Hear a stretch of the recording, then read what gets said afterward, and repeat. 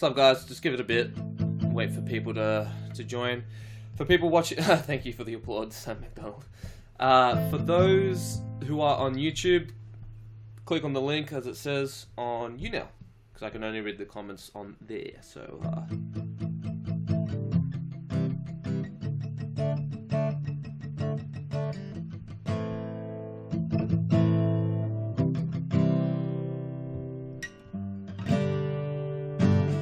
Free spinning for your dog. Cheers, mate.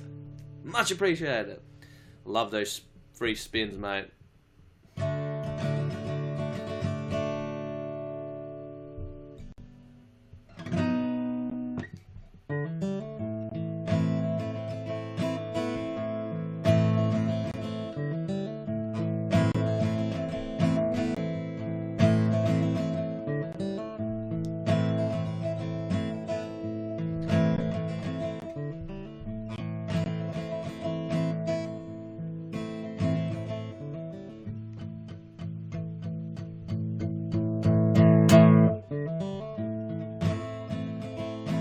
What's going on, guys?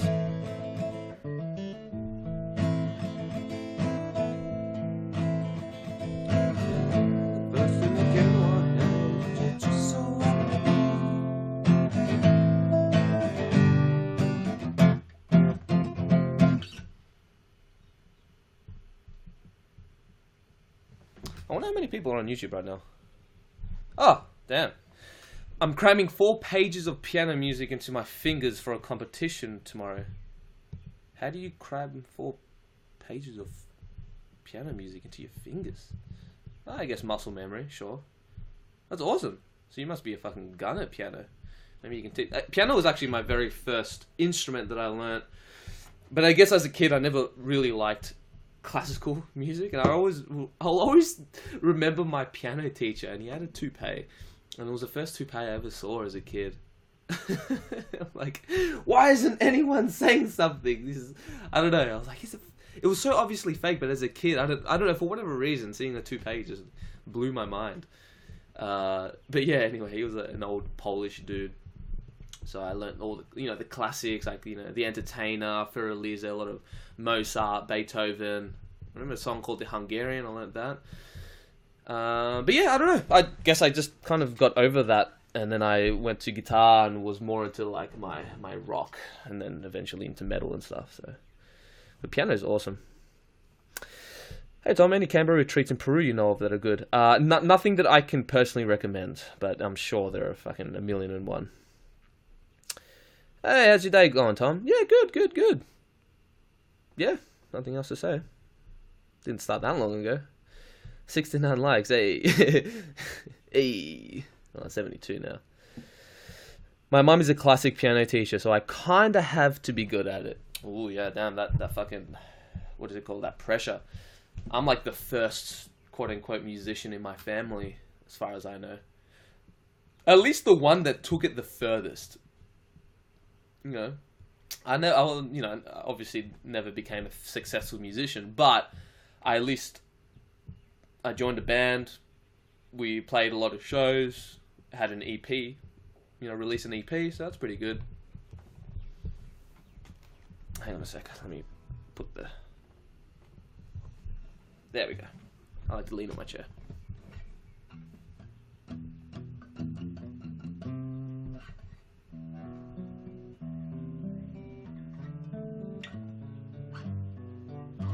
Hey Atal, hey bro, what's up? What's going on with you guys? Oh, it's like, pretty much the majority of the comments are just like, hi, hey, how's it going? What's going on? Just, what's up with you guys?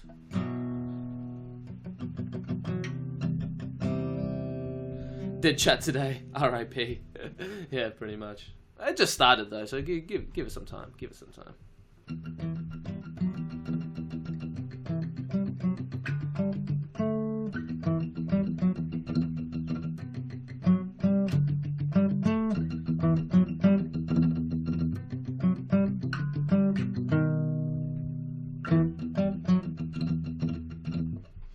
Much love from Mexico. Come sometime. Yeah, I went with my girlfriend over a year ago. We went to Mexico City, which is really cool. We stayed I remember all my friends, well, the majority of them anyway, on Facebook land, they were like, no, don't go to Mexico, you'll get kidnapped, and there are, horrible things that happen over there, and all that kind of shit.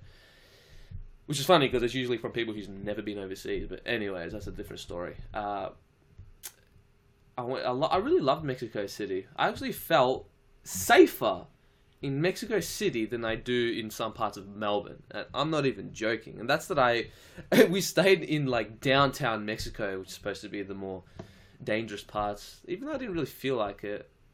I guess when you compare downtown Mexico to like other parts, because there was we stayed in like this hipster part of town. I forgot what it was called. But it was like really, like nice food, people dress nicely, and like you see like a lot of hipsters and a lot more art museums and stuff, which is cool. But downtown was pretty cool. The only thing that was a bit, I don't know if it made me feel more safe or a little bit less safe. But the cops, man, like the cops are really nice. Actually, the nicest cops I've met in any country. But the fact that they were wearing like SWAT uniform and either a shotgun or an assault rifle, it was like, I wonder why you guys need that. But overall, it's pretty cool. I felt safe. I had really cool experiences over there. It was when I went to west, to the west side of Mexico, like Michoacan. We went to Morelia, and then we went past further west and like southwest from there. Stayed at a beach house. Not a beach house, what am I saying? Like a shack, really. Yeah, Mexico is really cool, though. One of my favorite countries, actually. I'm totally going to go there again. I'm Mexican, yes. Yeah, Mexico, man. You guys are fucking awesome. Fucking awesome. Good weed there as well. It was the first time I had weed in, like, months or something. I remember going to the laundromat to pick up my laundry, and then the dude, like, the owner of the laundromat, his friend was there, right? Some typical Mexican gangster, cholo kind of dude. And then he just pulls out like this massive blunt, like that big, like that thick, or just fucking pure green. And he's like, "Oh, do you Aussies like weed? Give me that." And I just got blazed as fuck with these two guys, talking about Mexico and Australia, I guess. I don't even remember. But it was just so interesting how open Mexicans are about smoking weed, because we smoked weed in the laundromat.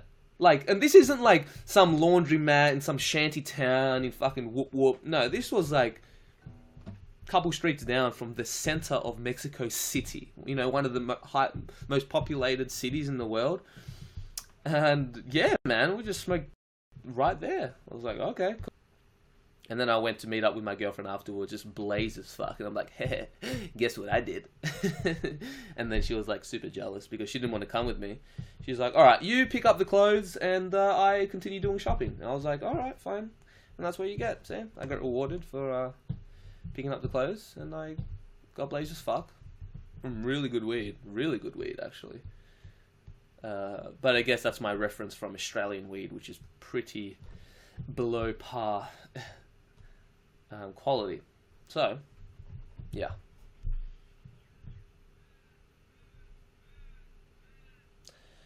Tom, will you ever do Ibogaine again? No. Yeah, the assault rifles are kind of unnecessary. Awesome. There is an awesome ayahuasca ceremony in the Teotihuacan pyramids. Really? Can you live stream on Insta? But I'm here. Yeah, dude, that would be crazy. Could you imagine taking a psychedelic like in these ancient Aztec pyramids? Fuck. This just gives me goosebumps thinking about it. It's pretty cool though. But I know that Mexicans are really into their mushrooms. It was so funny because in apparently August is the mushroom season over there, and they just grow everywhere, like in the streets, wherever. That's what a friend of mine told me. So I guess it depends on which part of Mexico you live in, since it is a huge country. But I was under the impression that they are super easy to find and they grow everywhere, even like in the towns and stuff. Yeah, and it's funny because mushroom in Spanish is hongo, and August in Spanish is Agosto, so they call mushroom season Ongosto. So it's really clever. It's funny if you speak Spanish, I suppose. What's your Instagram? Your mate Tom 3. Some bastard took the original Your Mate Tom. Disgraceful. How dare he? I'm gonna sue him. Favorite country to visit? Peru's up there. And I don't just mean because of the plant, psychedelic plant tourism. But I like places that have mountain ranges and good food and good people. So South America all of South America would qualify under those, under that. But Mexico, yeah, I don't know, Mexico, Peru, pretty up there. Yeah, I just like Spanish people. I don't know why. Probably because I'm half Chilean, so I've got it in my blood. But I just like hanging out with like Spanish culture. I think they're a lot more warm. Like they have warmer personalities and they're more open, and like because they're come into contact with like actual real fucking problems, which a lot of people in the Western countries don't, they're more humble and they live life to the fullest. You know what I mean? I just see they tend to have more of a passion and zest for life and rainforesty type of areas. And I like rainforests, don't get me wrong, but I prefer more. And I speak Spanish as well. The only downfall of South America is that it's fucking South America. No offense to people living in South America. I have all the love in the world. Like again, my family's South American, but it's a shithole. Like in terms of like society and how much it's crumbling down, and the level of poverty and violence and like the real fucked up shit that you see on the streets, it's really dark. But maybe that's like the price you pay for people actually feeling a bit happier because they've got real problems to worry about. I don't know what it is, but there's just something about South America where it's like I love going there for a holiday. You know, maybe for even a couple months I could stay there, but to live, actually I don't know, because there are some parts in Melbourne that are starting to become more dangerous, and a lot of these South American countries that I've been to. So yeah, I guess it all depends. Actually, you know, scratch what I said. South America's awesome, but just not. But if you're gonna live there, it's only worth it if you're living off like a business, like you know how I've got a business like on YouTube and selling merch, and I can make a living online, then it's fine. But if you were to make a living like working there, nah, you don't want that. There's so much classism here in Chile. Oh fuck yeah, man. You cunts are fucking racist. Chileans are the most racist South Americans I've ever met in my life. And this is not coming from ignorance. My whole family's racist. My whole family's racist. My whole family's Chilean. Chilean is synonymous with racist. That's funny. Isn't it funny how my subconscious has said that? Oh, my whole family's racist. I meant to say my whole family's Chilean. Wow. Yeah, they're crazy, man. Yeah, kind of like Aussies. But I don't think it's like I think that racism is synonymous with stupidity and ignorance, and that's really what it is. It's the lack of awareness that, like, yeah, they're a human being too, and if you were born in their country, you would be exactly that person. Like, they don't have that level of awareness. It's just like, yeah, fuck the Asians, fuck the Chinese cunts, fuck the Jews, fuck this, fuck that, fuck the Argentinians. They even hate people within their own continent, which is ridiculous. They have a beef with fucking Bolivia, Argentina, Colombians, all these fucking things, Peruvians. It's ridiculous. And that's why Chileans are the most hated country in South America, which is hilarious. So that's why when I went to Peru, I remember saying, like, yeah, I'm half Chilean, and I'd see the Peruvian like grease me off, like, oh, yeah, fucking another Chilean. So yeah, it's actually, I don't know what's better for me to travel as a Australian or as a Chilean. I guess it depends. Yeah.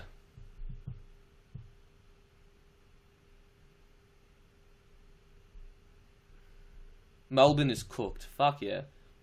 Now, Melbourne is fucked.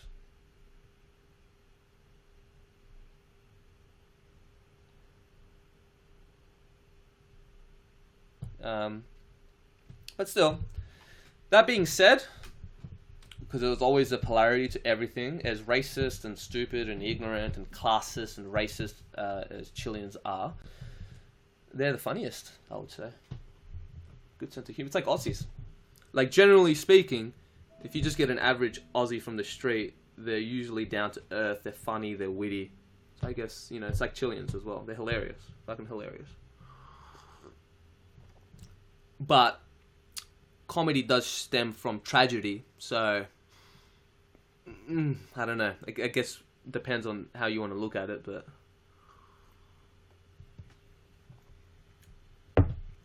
yeah.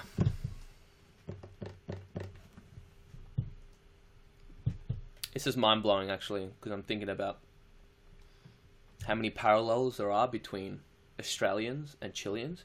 Because I've always said that Chileans are like, they're like the Australians of the Latin American community, and Australia is like the Chileans of the English-speaking Western countries. A lot of parallels, man. Like, for example, Australians have the worst English, like the most slang, cut down shit, we're the hardest to understand. Same thing with Chileans. They have the most slang, they speak the quickest, they're the most difficult to understand. It's not proper. They just butchered the Spanish language, just like Aussies butchered the English language. I feel like we're the funniest. Seems to be the... I don't know. There's a lot. I can keep going, but anyways. Let's go to another question. Or read another statement, whatever. Do you think you'd be able to go back to any religion in the future? Huh? Can you be more clear with your question, please? Thank you. Do you speak Portuguese? No, I do not. My mother lived in Sao Paulo, Brazil, for 10 years. So she speaks really good Portuguese. I just know a few words. I've been there a few times, though. I just spoke Spanish, though. And hope for the best. Also, where's your beautiful lady? She's doing an exam right now. Or on her way to do her exam. Could you tell Adam to do a live stream? I think a lot of people would love watching that. I don't know if he'd do it. Hey, you're a real hottie, especially with the accent. Ooh, yes. People seem to love the Aussie accent for some reason. I was actually thinking, I think if I wasn't Australian, I wouldn't have grown this big. Yeah. No way. I don't think so. Is it possible to get a best friend later in life? Yeah, of course, man. You can... There are certain moments in life where you meet someone and it's like they've already been your best friend your whole life. You know what I mean? I've had a few of those instances, like when I met Jared Wright, right? The creator of The Big Les Show. Literally, within 5 seconds of shaking his hands, it's like, you're already like one of my best friends. Like, you know what I mean? Like, you tend to have those moments. You just gotta fucking go out there, man. Yeah, of course.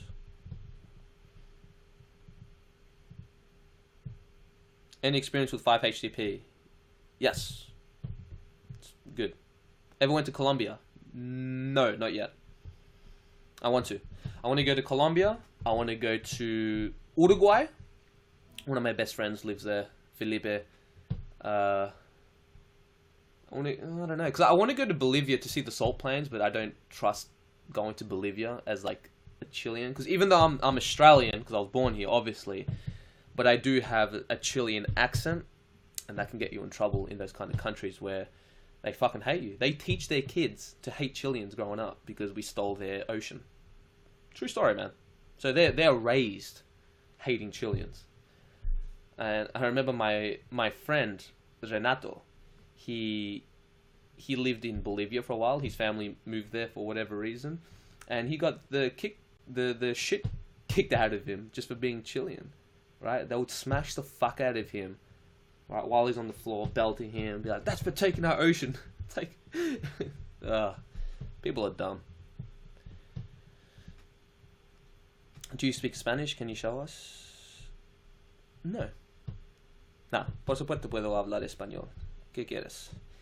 ¿Qué quieres?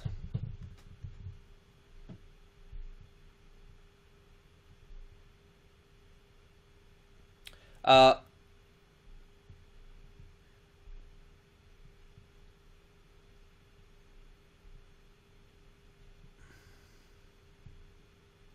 my mum was born in Lisbon, and I really wish she taught me Portuguese growing up. Where's Lisbon? Is that a city or a country? Excuse my ignorance. I've just never heard that before. After a molly, take some if you're having a bad calm down. Just rolled yesterday. Have you tried making music on a microdose before? I think so. Yeah, fucking around. I didn't sit there and like, all right, I'm gonna write and finish a song, but just fucking around. How are you doing with your journey away from psychedelics? I'm so glad someone finally had the same experience like me. I thought psychedelics was... huh? How am I doing? Without taking time? Great. Yeah, better than I ever have before. For the most parts, of course. Like, I'm human. Always there are going to be ebbs and flows and different emotional seasons. Some may stay with you longer than usual, and it depends on how you approach it. I think that whatever negative emotion comes up, you gotta allow it, give it the chance at least to run its course, because we're always going to deal with unpleasant emotions whether you like it or not. But you do have the power on how long or how long you dwell on it for, like if you give it the opportunity to run its course by really being with it, staying present, being honest with yourself, not distracting yourself away from feeling the pain and whatever, then it usually goes a lot quicker. But that doesn't mean that it's going to go forever. These things are cyclical. So, no, but I'm been going, for the most part, great. I mean, yeah, still, of course I'm going through my shit. Sometimes demons come back and whatnot, but for the most part, I'm fucking blessed. You know? How can I complain? If you had the power to rid of any emotion, what would it be? Okay, now I guess the right answer for me to say would be like, I wouldn't. I think all emotions have has its purpose, and you can't just remove one emotion. Otherwise, I think the whole universe would collapse, because everything is where it needs to be. I guess if you look at it from an absolute point, I don't know. Maybe that's bullshit. Probably is. Who knows? But I guess the one that I find the most tough to deal with would be the emotion of despair. Yeah, despair. But we need despair. That's the thing. Because the world is in a very, very fragile place right now, and I think it's safe to say, logically speaking, we're kind of all fucked. So if we don't feel despair, then we're really not going to do anything about it. So I don't know. But I get, yeah, and like I said, I think all emotions are useful to one degree, but I would say that the one that I don't like the most is despair. I don't like feeling despair. It sucks. Thank you, Mo, for the 5,000 bars. Very much appreciated. Did you have depression before taking psychedelics? Yeah, of course. Definitely. I just really struggled to deal with it. Sorry if you answered this already. Laugh my ass off. I keep getting interrupted from your bro. You do? Are you guys getting interrupted? Why is the stream turned off? What's happening? Why? Lisbon is the capital of Portugal. Okay. Thanks for the clarification. Hey Tom, thanks a lot for your videos. Every time I realize that you post a video, Brian's my name. That's awesome. Thank you, anonymous fart face. Oh man, some of the names are fucking classic. Thank you. Really, it really makes me laugh. Godman, I like that. That's a good name. We're simultaneous, more like Worm God, I would say. But yeah, anyways, I forgot he said this, but we are simultaneously gods and worms. So true. And this just really relates back to us being absolute or infinite beings experiencing a limited incarnation. You know what I mean? Like, we're infinite beings having a finite experience. So it's like the paradox. And that's why there are paradoxes everywhere. And it just depends on whether or not you're looking at it through the absolute lens or the relative lens. But even looking at the absolute lens through a relative lens would make it relative, wouldn't it? Something that I envy limits you. Okay, you're talking about the emotions. Yes, actually, it was something that I was going to say is that, see, you have emotions, right? Sadness, grief, anger, fucking, sorry about my language, apathy, love, joy, peace, courage. You know, you've got all these emotions which are very valid and important for the human experience. But there are certain emotions, when you hold on to them too much, it becomes toxic and therefore not good anymore. Like, for example, anger can turn into resentment and envy. Resentment and envy are toxic emotions, and they're not... I don't see how they're good in any way. Because they're a result of holding on to and resisting certain emotions, you know. So yeah, I do believe there are toxic emotions that aren't necessarily useful, except for the part that it's just your body telling you, oi, something's wrong, you gotta fix your shit, kind of thing. But apart from that, yeah. Actually interesting to know, yeah. Thank you for... But yeah, envy, I don't think that's a good thing. I would be a fish because they die fast. What? Ah, if you could reincarnate into an animal, which animal would it be? I don't know, it depends, because I could say a dog, because to me they embody unconditional love better than any other animal. But that, again, that's just my own human projection, of course, but whatever. I would still say that's the case. But then it would depend on which family you were born into, you know? Like, if I'm, let's say, and it would depend what dog, right? Some dogs live in pain and suffering because it's fucked up, because it's like, oh, because it looks cute, you know, like pugs and shit like that. They can't even breathe. And then when they fucking sleep, they're fucked up. They sound like they're dying. Like that these dogs should not be. That's like unnatural. So yeah, I guess it would depend what dog and what family. But if I could choose to have a loving family that takes care of me and walks me every day and feeds me good food, and I could come back as like a Labrador or a Husky or something like that, then yeah, I'd do that. But some dogs live fucked up lives as well, you know. Some just by the very fact of the breed that they are, you know. And some have horrible families that don't take care of them. So yeah, I guess it would depend.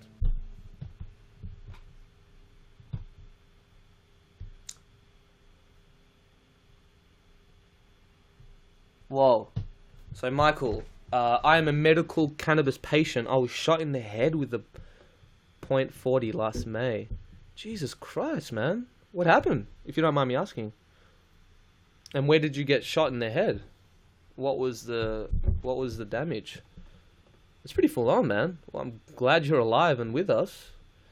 Good enough to be able to form a sentence together, so... Yeah.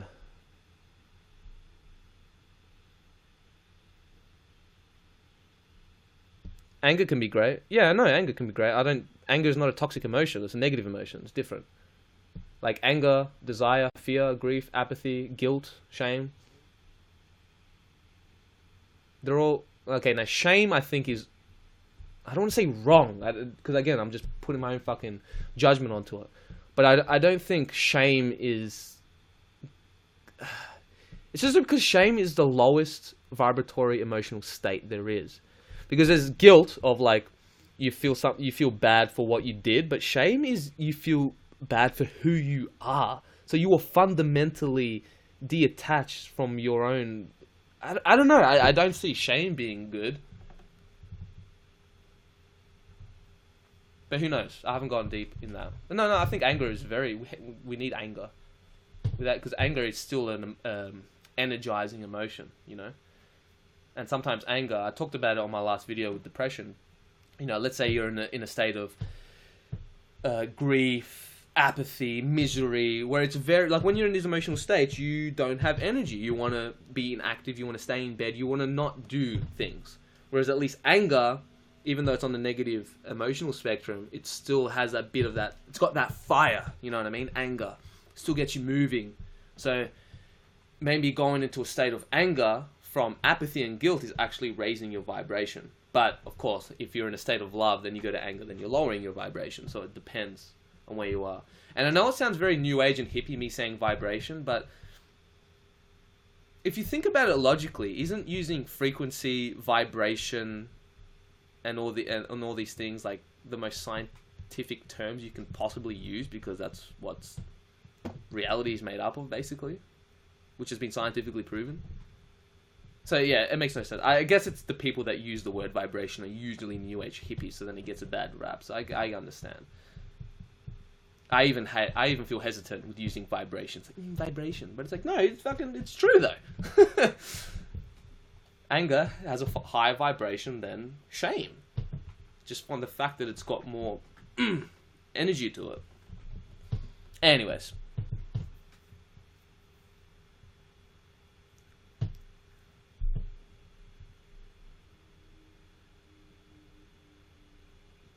I'm going to sleep. It's so good to talk to you with you, bro. Bliss.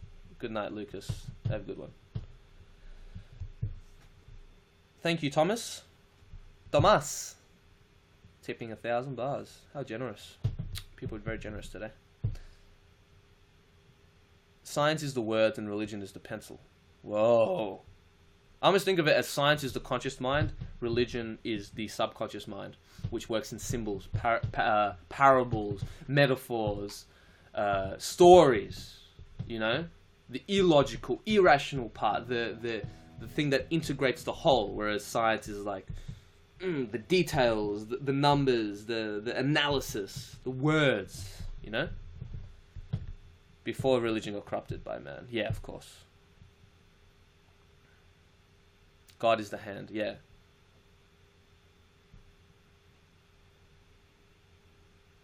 Interesting way of putting it. Science is the words and religion is the pencil and God is the hand before religion got corrupted by man.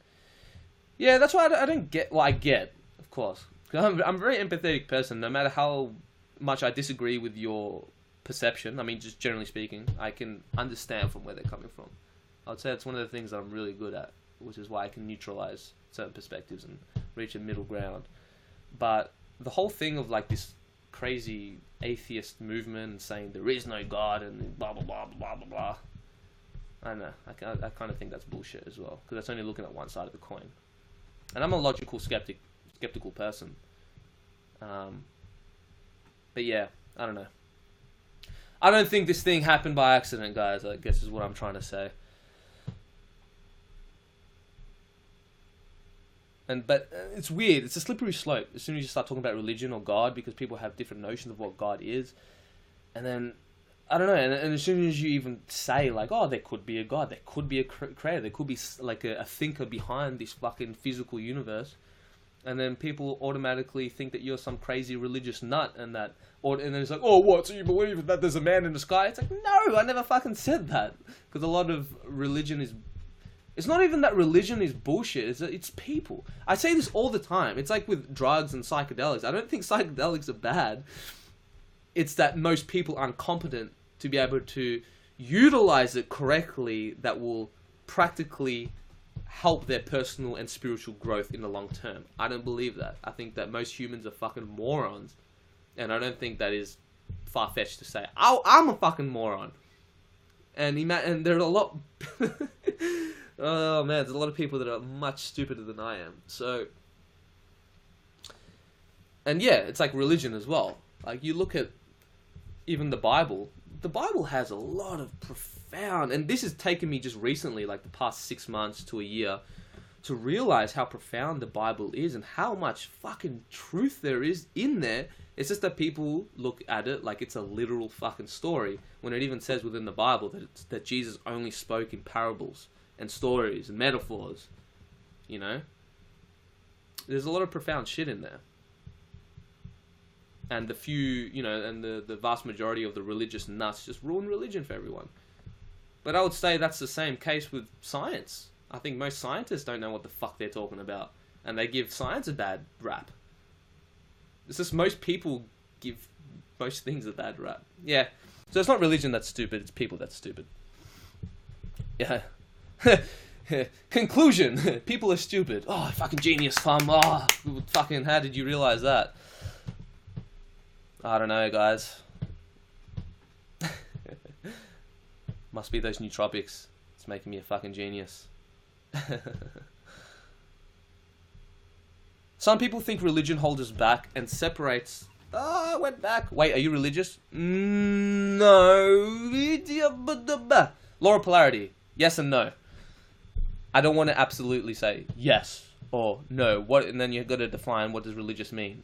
Does religious mean that I have to believe in a certain textbook and not believe this? You got to be more articulate with your definitions of what religious actually means. Because if you're saying if religious just means you believe in a higher power, then yeah, I guess I'm religious. But I don't even want to say that. See, even me just saying that makes me, it puts me in the group of everyone else. It's why I don't like to say that I'm vegan, just because most vegans, I don't even want to say that. It's really the small majority of every group who are extremists who give things a bad rap. You know, got the vegan extremists, religious extremists, atheist extremists, scientism extremists, psychedelic extremists, and they're all just as retarded as each other. Seriously, all of them. You are your own God. I wouldn't. With a little g, like you said in your, see, you have it right in your fucking sentence. Truth is hidden in plain sight. You just wrote, you are your own God, and you wrote a lowercase g. Sure. Are we creators of our own reality? Can we manifest things? Can we have a non-physical concept within our mind and then fucking take it down and make something? Like, you know, like a cup, you know? Then sure, in some way, shape or form, I guess we're mini gods or child of gods or gods with a lowercase g, but we're not God with a capital G. In your sentence. So speaks for you, mate. Do you think there is a reason for duality? I'm sure there is, but I have no idea. That's the thing about humans and us observing this reality, is that we can only really look at the evidence and the effect and not the cause or the why. That's when it comes down to interpretation. So, I don't know. Are you into dream interpretation? I wouldn't say I'm into it, but I'm a big dreamer, and I believe that there's a lot of profound meanings within dreams. Yeah, sure. So it's not something that I've been into.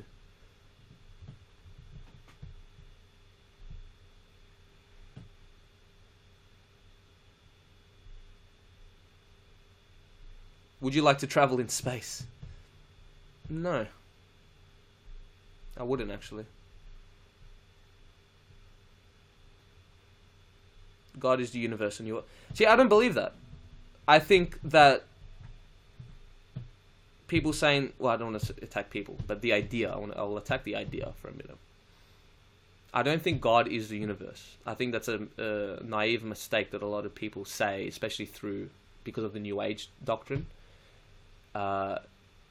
I think the universe is an expression of God. Again, the universe is the effect realm, the physical thing that we can observe with our senses. It's here.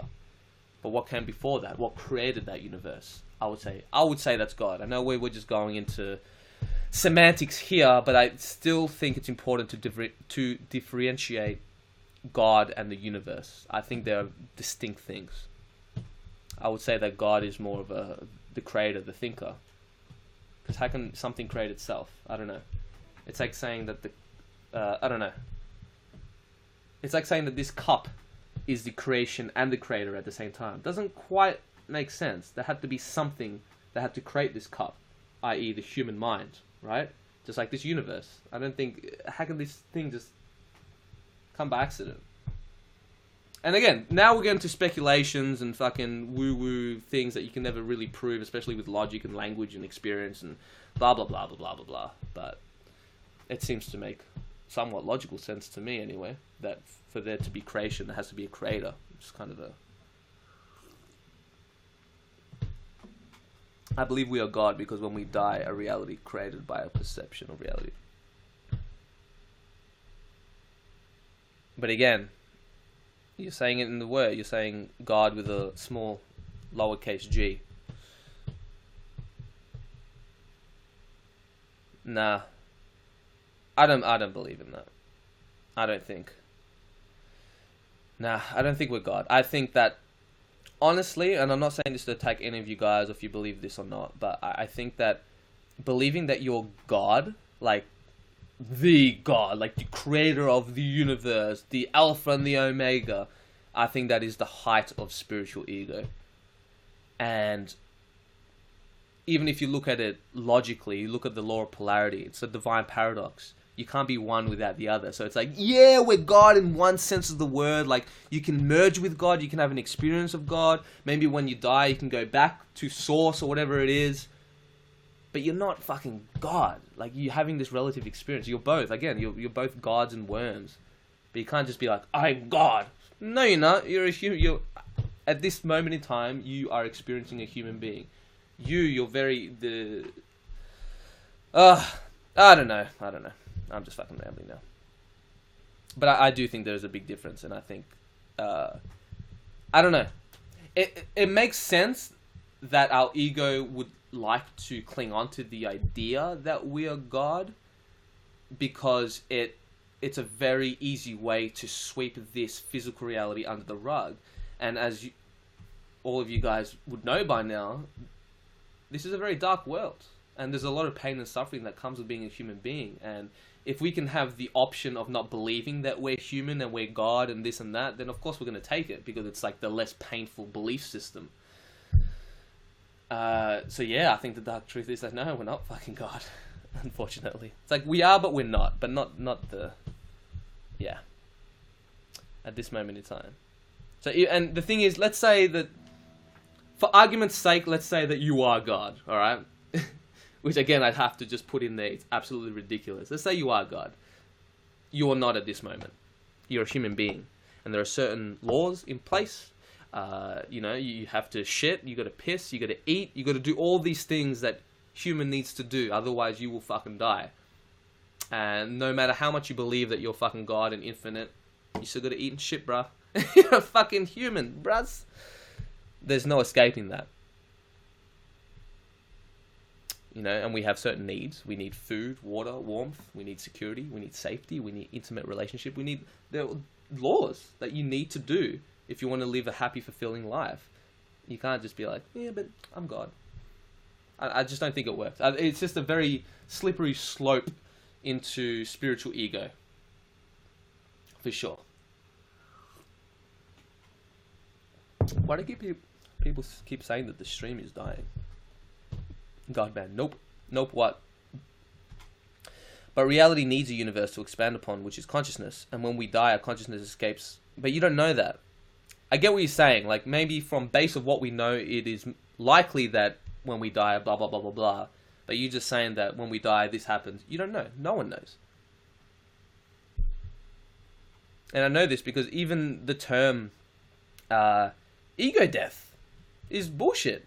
How can you have an ego death? It is literally impossible to have an ego death. Ego is awareness. As long as you are perceiving something, as long as you can distinguish I from that, or you can perceive a concept, even if it is feeling the oneness of the universe, that is still coming from an ego. The only way you can possibly have an ego death is dying in real life. And when you die in real life, you can't come back to tell the tale. And that's the mystery of it. That's the cosmic joke. You can never really... I don't know. I don't think you can experience death unless you die. Like, for real. But yeah, it just goes to show how egoic people are. You can see in the language. Yeah? Ego death. One with everything. How do you know? From what? Like, what are you comparing your experience until? Like, are you... What is it relative to? I mean, like, an ego death experience can feel like death because it's something new that you've never experienced before, and you're relating that to your human experience, right? But you haven't experienced real death, so how can you possibly know that ego death simulates actual death? Again, very slippery slope. The ego likes to just cling on to anything.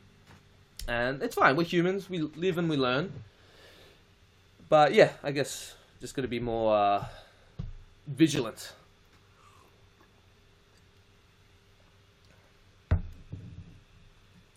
I think only God is the creator of the universe. Other called gods are aliens. Are you into astrology and zodiac? I always thought it was bullshit my whole life until maybe about a month ago when I'm like, oh, actually, maybe there is something in astrology. So I wouldn't say like I'm into it, but now I'm open to it. I think that the daily horoscopes are horse shit, but I think if you go to some legit people, yeah, sure. Like, I mean, what time you're born in relationship to the planets is obviously going to affect your life in one way, shape, or form. I don't think you need to be a woo-woo new age believer to come to that conclusion. I think it's pretty logic, actually. I'm coming from a scientific point, of course. Where and when you're born, even with relationship to the planets, of course it's going to affect your life, your personality. Now, that doesn't mean that all astrology is real because of that, but it's definitely onto something, I would say. But there's still a lot of, I don't know, weirdness. Ego birth. There we go. That's a good one. I like that. I'm going to start using that. Completely agree with you. Ego dissolution is totally possible, but total ego death isn't. Yeah, no, it's impossible. And then you look at people like Martin Ball, who fucking claims that he's had ego death and he's enlightened by psychedelics. Bullshit. He has one of the biggest egos I've ever seen. Which is fine. It's okay to have an ego. That's the thing. You can't kill your ego. Even the desire of wanting to kill your ego is a fucking egotistical pursuit. Only the ego wants to kill the ego. Because it wants to kill the ego so then it can just put a new mask on and be like, I have no ego now. You're always going to have... Remember, ego is awareness. Period. As long as you're alive, as long as you're aware, you have an ego. There's just having a healthy relationship with an ego and acknowledging the shadow parts and the dark parts of your personality and able to embody those things so you're able to live a healthier, happier life. And then there is rejecting certain parts of your ego, and then it becomes fragmented, becomes destructive. You begin to self-sabotage and blah, blah, blah. So yeah, there are definitely good parts of having an ego though. Law of polarity, man. You are your ego until you die. Exactly. This is why I'm convinced that most people in the psychedelic community have massive spiritual egos. Massive. Even the language. I had ego death. I took this mushroom and I experienced death. Therefore, I know the nature of consciousness. You know what I mean? It's a very slippery slope. Crazy. Like, why would the ego want to kill itself? Maybe because there's a lot of pain and suffering that comes with having a human body limited by time and space. There's a lot of pain and suffering, and the ego wants to run away from that. Like, our core wiring of our brain is to chase pleasure, avoid pain. And that includes the mental plane as well. So, pain and suffering leads to growth. Yeah, of course. There is no, like Carl Jung said, there is no coming into consciousness without pain. People will do whatever it takes, no matter how absurd, to avoid facing their own soul. You know, enlightenment isn't about imagining figures of light. It's about making the darkness conscious. Powerful shit, man. One of my favorite quotes. Yeah, it's both. It's awareness, you know. Because a lot of these... Because if you bring it down, even to like good and evil, you know, and all these negative emotional states, it really stems from ignorance. If you look at it from the absolute core, that's where evil stems from. It's ignorance, lack of awareness, right? And what is lack of awareness? You don't have your light, your awareness on this thing. So then that's what darkness is. It's the absence of light. It's not like this. Because remember, you look at the law of polarity, right? Opposites are identical by nature, but different in degree. So light and darkness, or light and shadow, whatever you want to call it, are two sides of the same coin on an absolute viewpoint. Therefore, it's the same thing. So there is only light. Darkness is just absence thereof. Lack thereof. You get on what I'm guys are saying? Yeah, you know. What big picture goals do you wish to accomplish throughout your life? I have a few. It's something not... Okay. I'll share a few things. But there are like long-term goals which I don't want to share, because the more you share your goals, the less chance it's going to become a reality, because you take energy away from that intention. It's like a magic 101, right? Manifesting. But one of the things that I would like to accomplish, I'd like to write a book eventually, get into more speaking gigs and doing something like doing work where I'm collaborating with more people and connecting with people, but in real life. So I'll just end it at that. Do you think psychedelics could just be a chemical reaction and a big joke, not really showing us anything real? You got to define real, but does psychedelics connect you with objective truth? Oh, no. I think it can connect you to something that emulates truth, or that has a lot of validity towards it.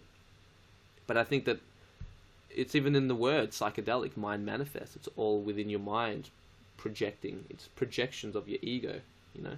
And that's not necessarily a bad thing. It just depends on your foundation. Like if you have a delusional foundation, you don't have a deep understanding of the nature of reality, the nature of your ego, your own personal shit, then you're just going to become more deluded and you're going to drift further from your path, right? Getting into spiritual materialism and just building your ego far bigger than what you even imagined.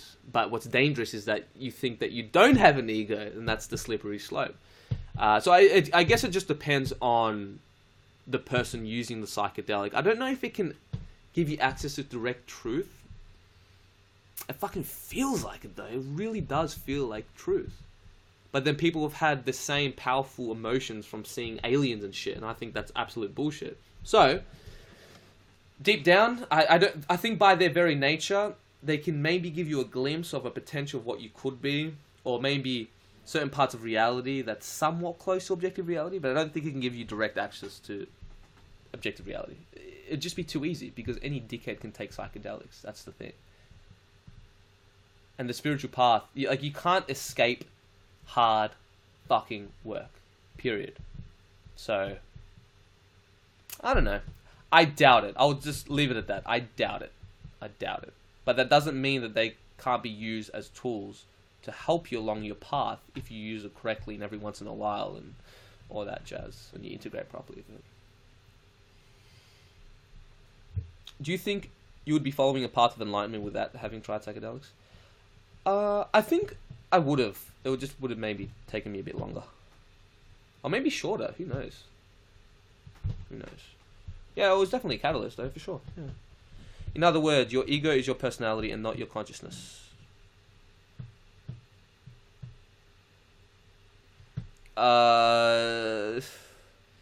Yes, your ego is your personality. But, for example, when you have a very profound mystical experience and you are, I guess, seeing this reality through a bird's eye view, through pure consciousness, that's still ego.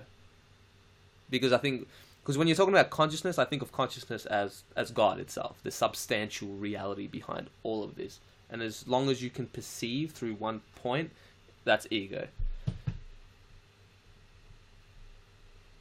Do you believe in objective truth? Yes, I do. I didn't, but then I started looking into the New Age deception, and it's bullshit. It's a slippery slope, thinking that there is no objective truth. That way you can just believe what you want to believe in, you know? When I say objective truth, do I believe that there are objective laws in nature that if you don't abide by, you're going to get fucked up, no matter what belief system you have, who you are, what background you have? Yeah, of course. There are definitely natural laws that you can objectively prove. Yeah, I do believe in objective truth. I just don't think that humans can speak it, because as soon as you perceive reality through a mind, you're already having all these filters, you know, between what you're perceiving and raw reality. So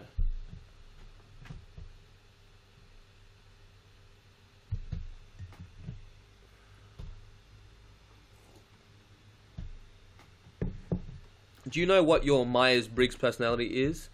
I'm an ENTP. He's got to be either an ENTP or an INTP. I'm the mediator. What's that one? If anyone can comment below if you know what letter combination a mediator is, that's what I am. And it makes a lot of sense because my whole life, I've always looked at like two oppositions arguing like, I'm right, no, I am right. I'm like, you both are fucking morons. It's obviously like, there's a middle ground somewhere. Like I've always had that intuition. INFP. Okay, let me fucking Google it. Mediator personality type. INFP. Okay, so it's INFP. There you go. I have joy jazz, probably the strangest sober experience you could experience.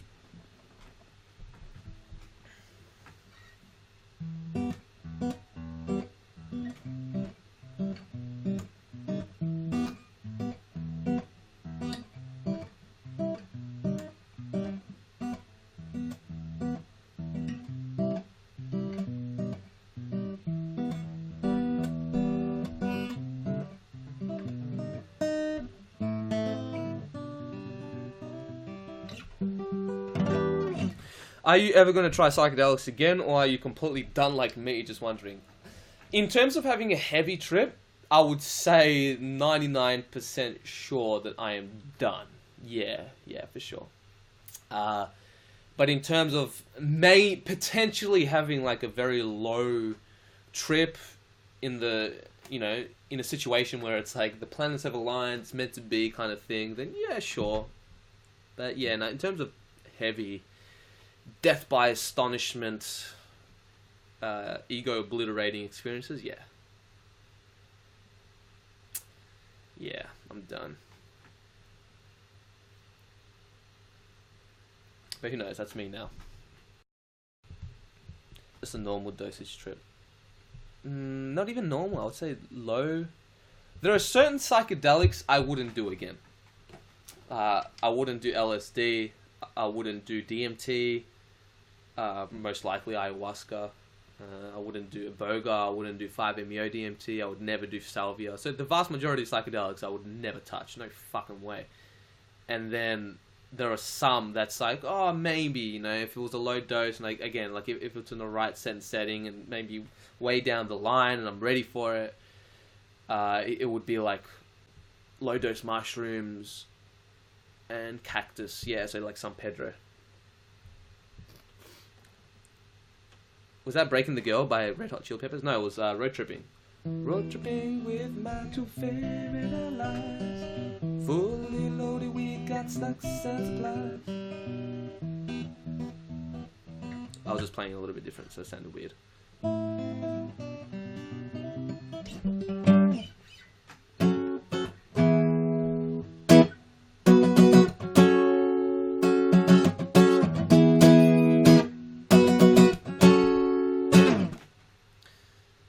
Do you know of Rex Orange County? Sounds like a prison. What is it? There is a difference between the Western idea of God and another definition of God.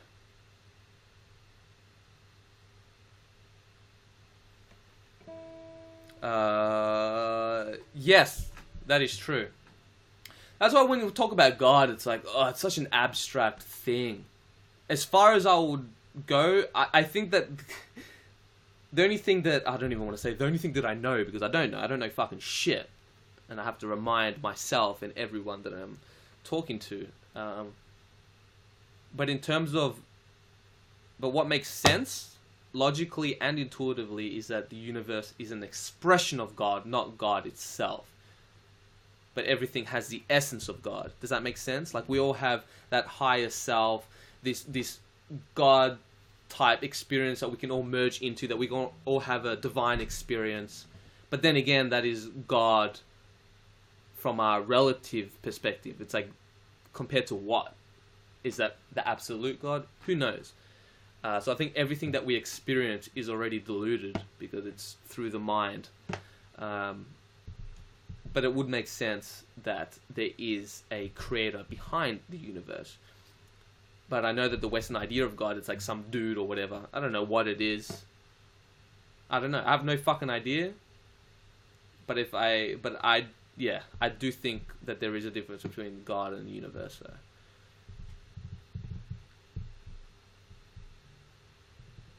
What's the most profound thing you have ever learned from an entity, or what was it like? No, I don't know. I don't like entities. I find them very... I get a very icky, gross feeling when people start going into entities and stuff like that, because there's just so much deception, guys.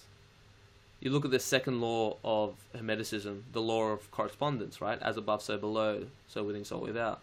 So just the fact that deception exists in this physical reality has to, by definition, mean that there is like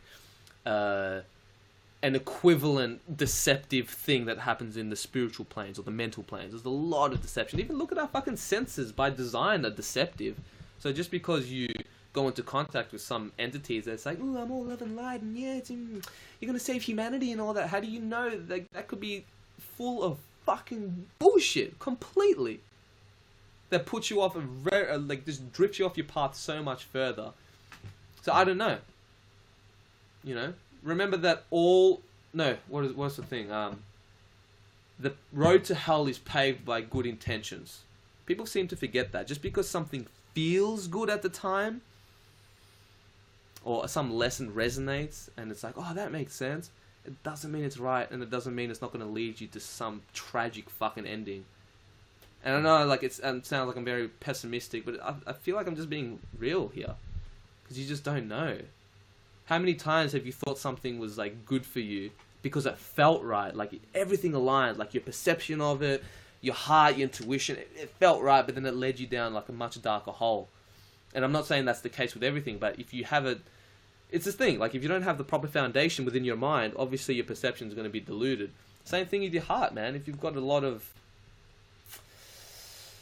noise, or whatever you want to call it, within your own heart, then your heart's it's not going to lead you to the right place either. Because I know people say, follow your heart. And yeah, that's true, but what happens if your heart's full of shit? Just a thought. I just like to question everything. So yes, I do not... I feel a bit shady and very ultra skeptical when it comes to entities and contacting other beings. There's just that part of me that's like, because I believed in it, and then it just bit me in the ass in the long run. So, yeah. You have to be grounded, exactly. And that's the thing that one of the biggest lessons I learned is you got to be grounded, right? You can connect with your higher self all you want and think you're the universe and all that kind of stuff, and you are in a sense, but remember, all truths are half-truths. All truths are half-truths. You're also a fucking piece of shit human with ego and these carnal desires and these pleasures, and like, you know, again, you need to eat, you need to shit, you need to fuck, you need to do all these things. It's a very real part of being human. You can't just be perfect. You know, even Jesus had to take a shit. I hope you guys know what I'm saying. Like, if I am offending anyone, or it sounds like I'm coming from some ignorant place. No, I am, because we're always going to be ignorant in one way, shape, or form. But I have to question everything. I have to question everything. Do you follow any spiritual religion like Buddhism or Hinduism? Buddhism was like the first religion that I got into, and I'm really into that, for sure. Dabbling into Hinduism, like I've got the Bhagavad Gita audiobook, which is really cool. But lately, I've actually been really into... I don't know about like Christianity, but definitely the teachings of Jesus. Like, specifically, I'm reading the Gospel of Thomas, which is the Lost Gospels, which got discovered, I think, 1915, so like 100 years ago, which is fucking crazy. And they say that it seems to be the most authentic teachings of Jesus. How do we know? We don't really know, but there are definitely a lot of parables. No, it's not parables. Obviously, it's all fucking parables. parallels between, like, you know, the Gospel of Thomas and the teaching of, like, Matthew, John, and all that kind of crap. I don't know, because I haven't read the Bible yet, but it seems to me that the Christianity has so much profound shit. I haven't even read the Bible, and I would go as far to say that it might be the most profound spiritual book of our time, at least in terms of symbology and how deep it goes, and how it explains the nature of reality and the human psyche and things like that. And I learned this. It was really from Jordan Peterson. So I always thought, yeah, whatever, it's all bullshit, hogwash. It's all about Hinduism and Buddhism and stuff, right?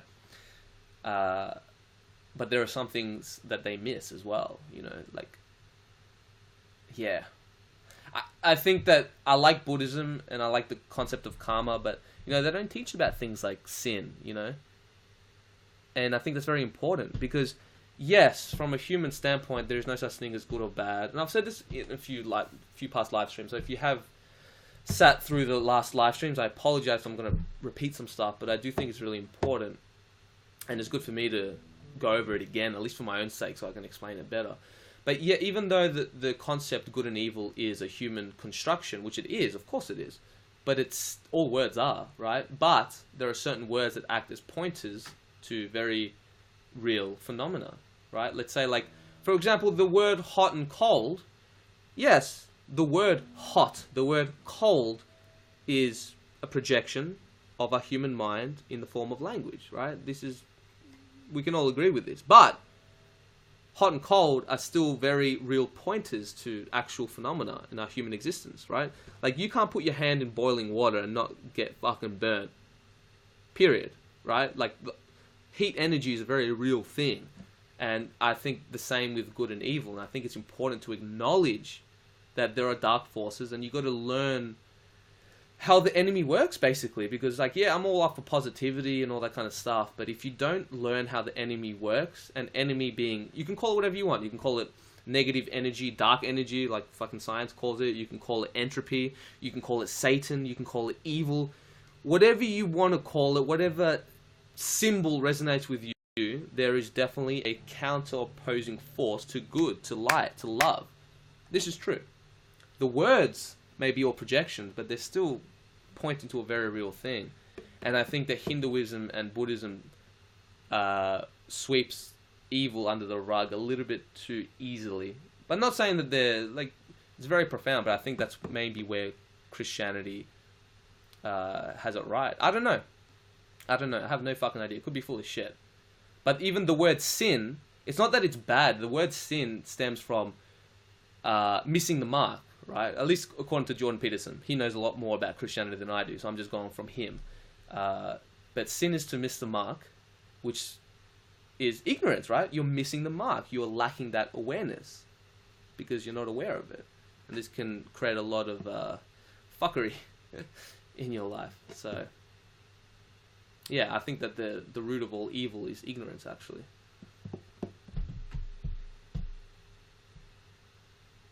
Okay, we got a few comments here since I was rambling. I want to see your guitar. It's my first guitar.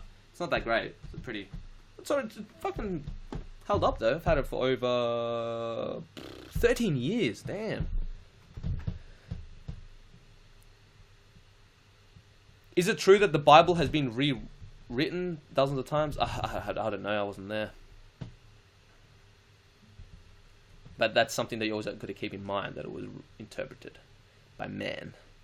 I believe Jesus only taught lessons in parables because it's the best way to attempt to translate objective truth into something we can fathom. Yeah, because our subconscious mind speaks in parables, in symbolism, in metaphors, stories. That's how we understand. You know what I mean? Like a metaphor about life can teach you so much more than like literal words. Like, how do I say? You know what I mean though? Like you can learn a lot more from a story or a parable than you can from, like, I don't know, a fucking scientific formula, like E equals MC squared. It's like, all right, cool.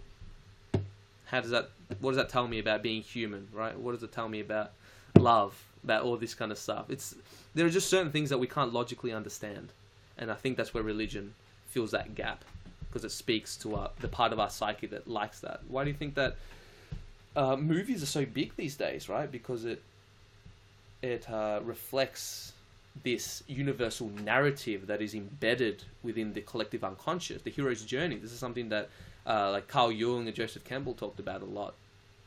It's this narrative that is within every single human story. And so then when we see movies or we play video games and it's got that narrative, it's like, I don't know, it just pushes the right buttons. Like, yes, yes, you know? Otherwise we wouldn't watch these movies.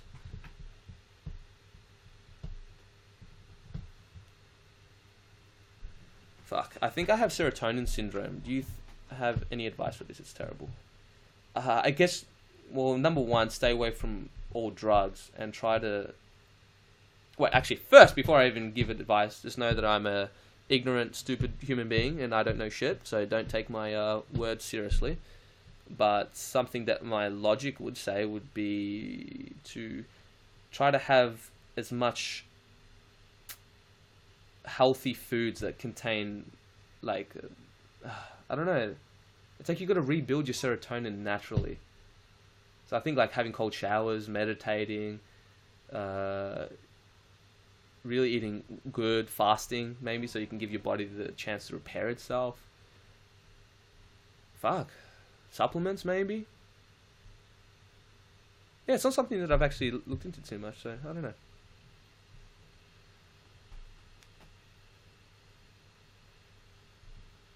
What do you think weed's role is, why it exists, and what it offers for humanity? Oh, fuck, I don't know. Seems to have such a different result for every person, so... I've seen weed completely ruin lives. And I've also seen it help people in very profound ways, so... And then, but that could also be because of the strains we're getting these days, you know, it's not... We're not having weed like it should be consumed in its natural form, you know. I think that even smoking weed isn't good. I think that it's meant to be eaten. And I'm not saying this like I eat it all the time, because I prefer to smoke. Even, like, I know that smoking weed is worse for your body than eating it, and it has a different effect, but I still prefer to smoke it, because the high is much, you know, lasts shorter, and it's not like an ordeal. Or not even an ordeal, because I like it. I can handle my weed just fine. It's just, it's a commitment, I should say, you know, having an edible. But I think weed is naturally relates to the trickster archetype more than anything, in my opinion.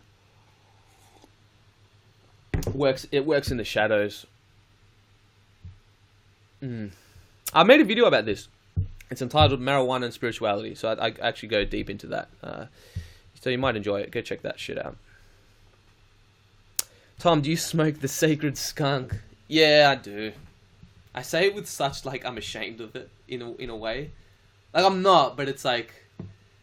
it's been the bane of my existence, marijuana. I think I would be a lot more successful if I never smoked weed. But I like it. And is having more success going to bring me more happiness? I don't think so. I think once you reach that point of where you can make a living doing what you love, you're sweet. Anything on top of that is just gravy. And there's a price for everything. Again, the law of polarity. With anything good comes an equal amount of bad. So maybe it gets to the point where having more money and more success can actually be a negative thing, because you're going to have to pay a price in another form. That's why I don't want this channel to grow too much. You know, it's like you have to be a productive stoner. Yeah, I know. But even then, I think that if you can be productive while smoking weed, that's fine. I completely understand that argument, but I would argue that if you didn't smoke weed and you use that productive energy, you harness that productive side of you, you would be even more productive. I think that's the case with everything. But anyways, where was I going?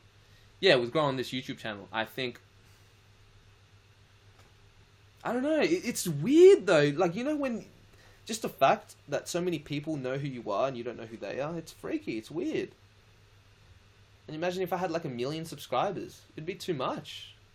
I honestly don't think I'd like it, and it's a big part of why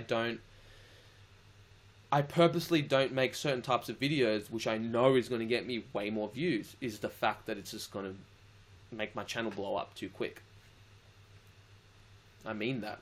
I could just make, you know, what does ayahuasca feel like, you know, or a fucking magic mushrooms documentary, or like trip simulation. And all these videos are like very easy for me to make, but I don't like to make them too often because they would explode in views. I'll get way more attention than what I really want. I've already got more than, I don't know. I'm happy with my audience size, I suppose is what I'm trying to say.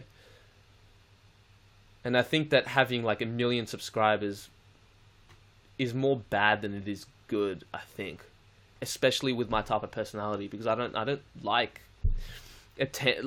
too much attention, or knowing that so many people have like this, I don't know, that know too much about me, or I don't know. I'm chill. I guess I'm chill. I'm not an extrovert, so yeah, having 1 million subscribers does not appeal to me at all. Yeah, it scares me, if anything. And I don't like humble brag. Yeah, I know, and it sounds like a douchebag thing. Like I'm trying to have like this fake sense of humility or whatever, but it's like people understand. People who have big channels know what I'm talking about, and I guess it depends on your personality. I'm a very introverted. I like my me time. I like not to have too much shit going on, and I don't know. I just honestly I don't like it, but it's the price that I've had to pay to do what I need to do. And that's fine. I'm willing to pay that price, but I just don't want it to grow too much. I'm serious. Fuck. Yeah, see, like, having 1 million subscribers scares the fucking shit out of me. And that's why, it's part of the reasons why I've deleted old videos, you know, and don't make certain ones that I know it's going to get a lot of views and stuff. But I don't know. All I can tell you guys is that just having a lot of subscribers doesn't make you any happier. In fact, I think it makes it even worse, because it just builds your ego. And that's why I would never be one of those, you know, vloggers that uploads daily, or like, you know, 5 times a week. It's too much. That's why I'd rather just cut down on the upload frequency, but just put more effort into them, make them higher quality. Tom, how do you solve the problem of being a biased consciousness in search for objective truth? Oh, fuck. When you find that answer, you let me know, Kyle. Kia? Give me 1 second, guys. One.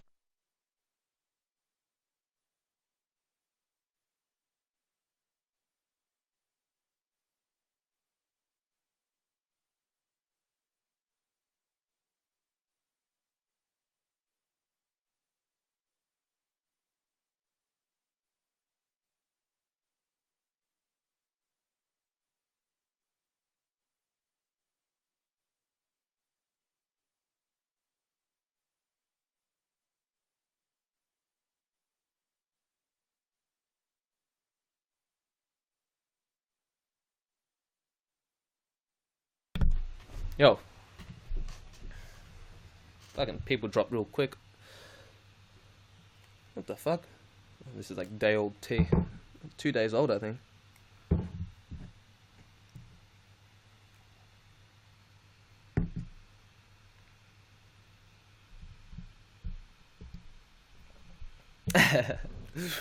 Shut the door when using the bathroom. I thought I muted this thing. Oh well. I guess it's just, I have to go, guys. Gotta do what you gotta do.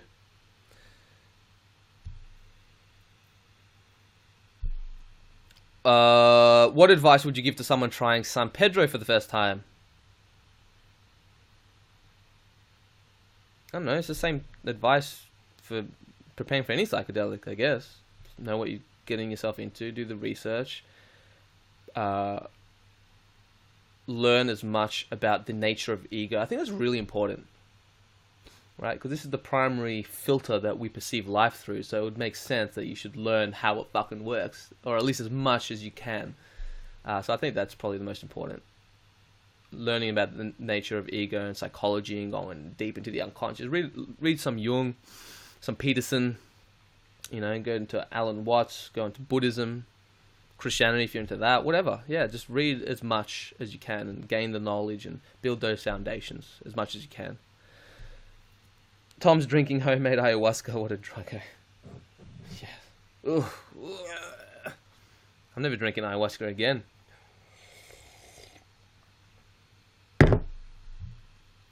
That's gross. Me just thinking about ayahuasca makes me sick. Do you think you will ever become a spiritual teacher beyond YouTube?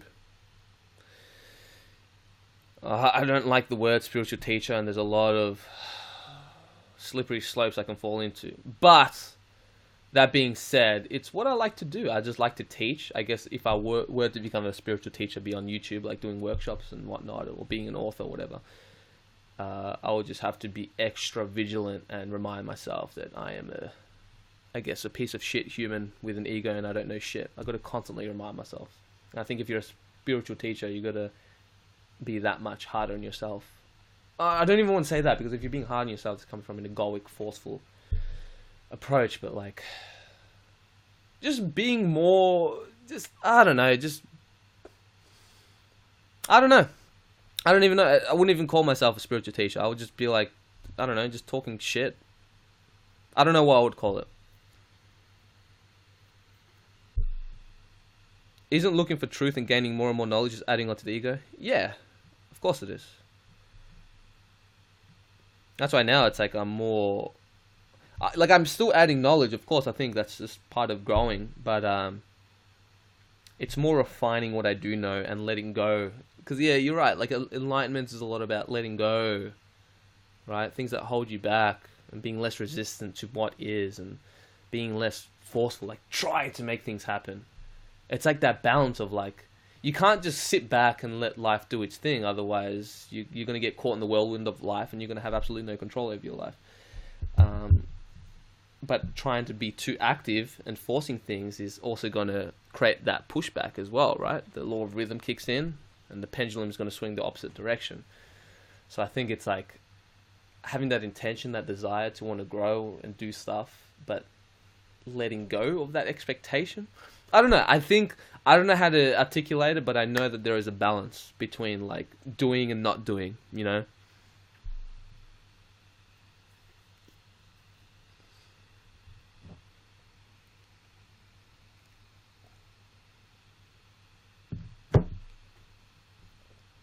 Why would knowledge buy ego? You mean build ego?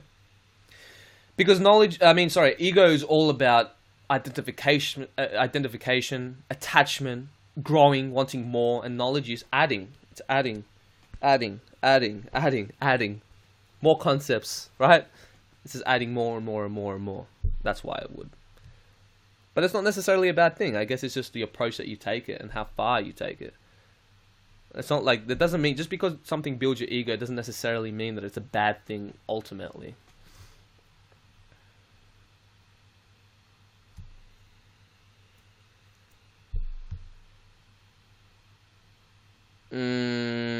What made you fall in love with your girlfriend? A chemical reaction that compels me to breed. Nah, I don't know. She's just an awesome girl.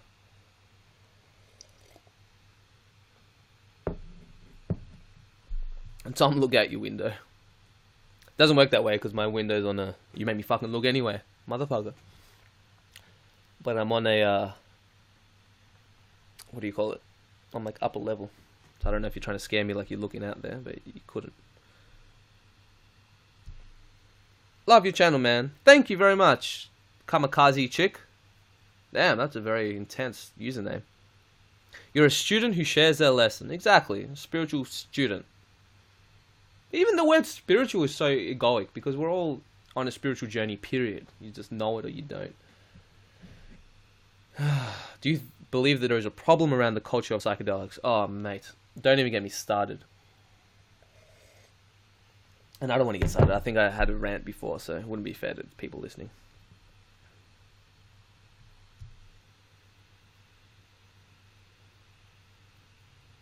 I created it when I was younger. Don't judge me. I'm not judging you. I'm just saying I'm judging the name. It is intense. Don't worry. I had way more ridiculous usernames when I was young. Like Lil Stoner 69. That was a legit fucking username.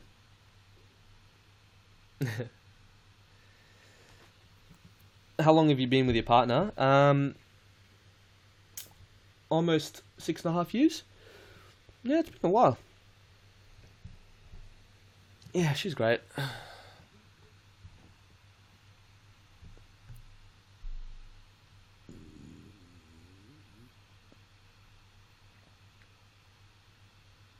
No, I'm not saying that.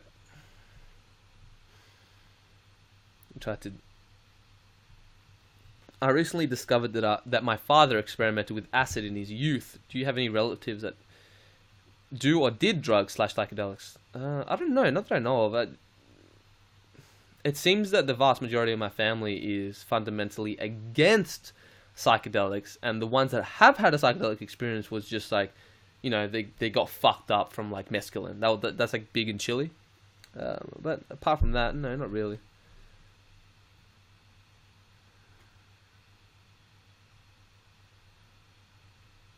Kenny Stone family invited 2,061 fans to this broadcast. Damn. That's a lot of people. Are you like a big YouNow thingy? What do they think of you doing psychedelics? Well, I don't do psychedelics. But what did they think of when I did have certain experiences, like with ayahuasca and stuff? At first, they were really against it. Second of all, they were still like, just be careful. Fucking be careful. It's dangerous shit. And I was like, yeah, it's bullshit. But no, it's true. Some people get real fucked up. INFPs will focus their attention on just a few people, a single worthy cause.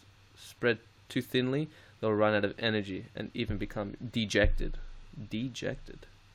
Sad and depressed. Okay. Yeah, definitely sounds like me.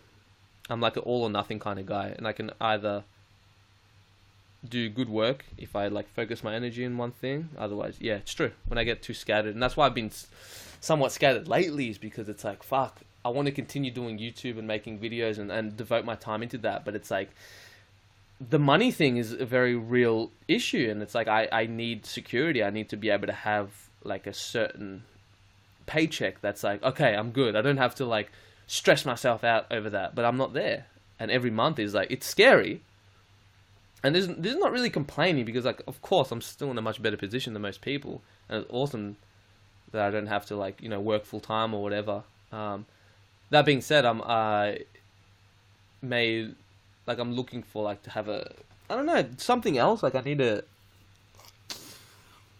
It's like there are certain things that I want to do outside of YouTube. Maybe writing a book or speaking, whatever it is. But it's like that will divert my attention. And it's like I want to go all in on something.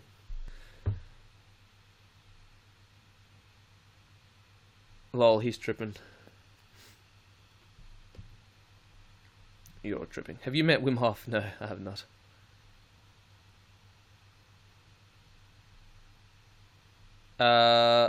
You ever experienced HPPD or depersonalization?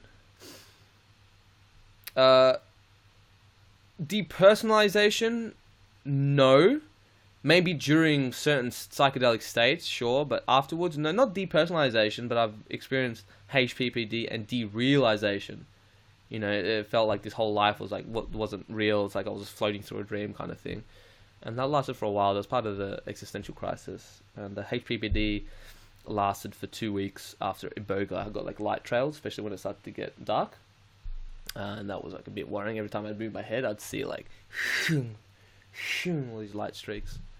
But then, yeah, went away. So.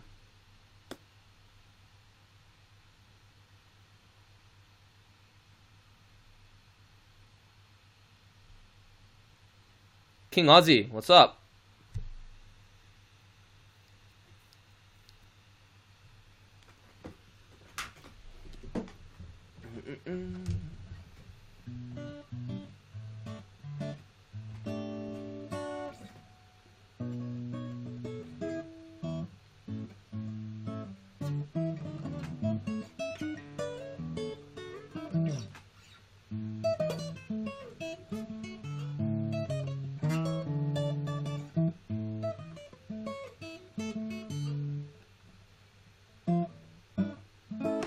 Do you ever miss being a kid? No. No. Like, if you, like, objectively speaking, I guess I had an amazing childhood, I guess, if you compare it to the rest of the world, but in my mind, I was never a happy kid. And I was always looking at ways to escape this reality. Started with video games. That's why then I started smoking weed really early, and then got me into alcohol. Started hanging out with the wrong crowd, not bad people. They actually all had good hearts, and that's what attracted me to them, because they're always real and humble. But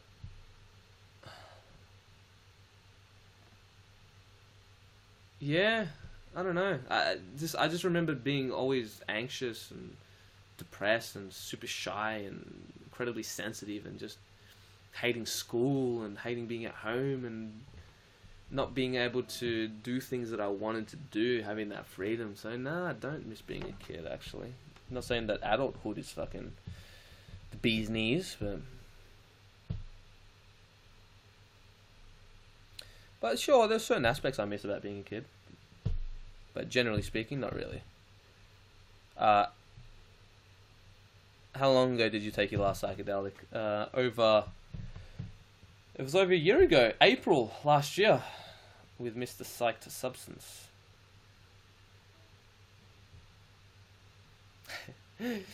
Oh man, the irony. After collaborating with Adam, I've never been more turned off psychedelics in my life. Oh man, you'd think it would be like the opposite, but nah. What's your favorite genre to play? Musically speaking, video games. What are you talking about? Movies. Do you ever get tired of the drug questions? Yes, I do. Unless they're interesting and unique. That's why I skip most of them. And I guess that's why I do Q&A videos. It's been a while since I've done one, actually, so I recorded a Q&A video with Adam in New Zealand, so I've still got to edit and put that one up.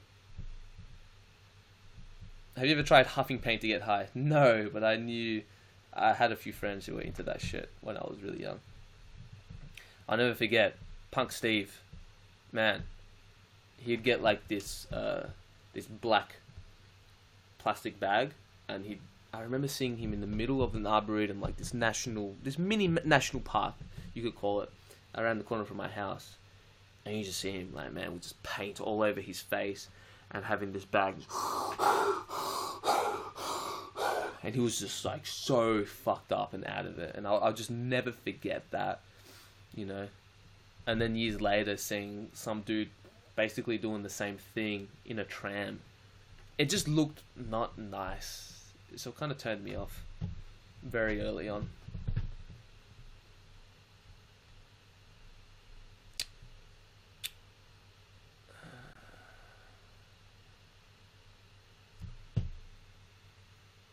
Music. Favorite genre in music? It depends on my mood, because I'm really into... Well, I used to be, I should say. It's not so much anymore. I used to be really into metal.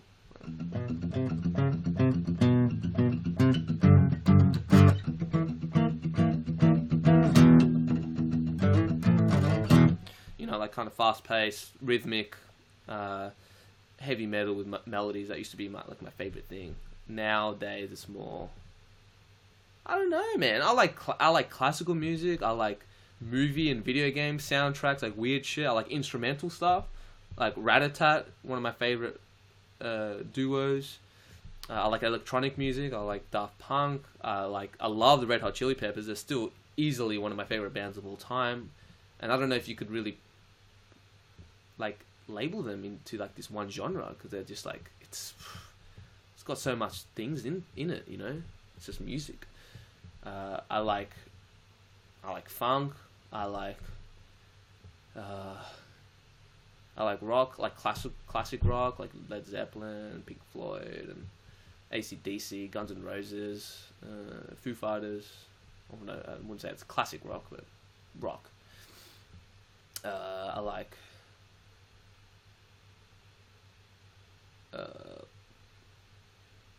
like gay, new age meditation music. Yeah, I guess it just depends on the mood, eh? Gojira. I respect Gojira and Tool, but I never got into them. Because I was such a metal elitist that I only liked heavy metal music that had guitar solos in it, and like it had to have some technical aspect to it. So that's why I naturally I resonated with thrash metal, you know, Metallica, Trivium, Megadeth, Pantera, Machine Head, In Flames, like all these bands that were like masters at playing instruments, but had amazing melodies and solos, but had that technical, fast aspect to it. Those are like my favorite metal bands.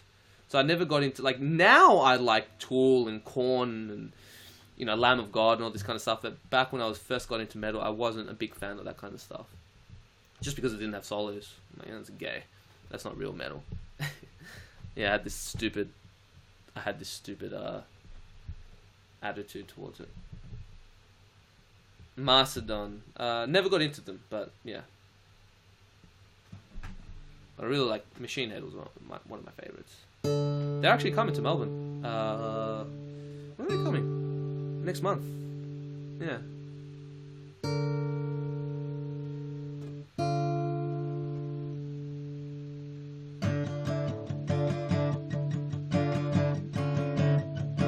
Yeah.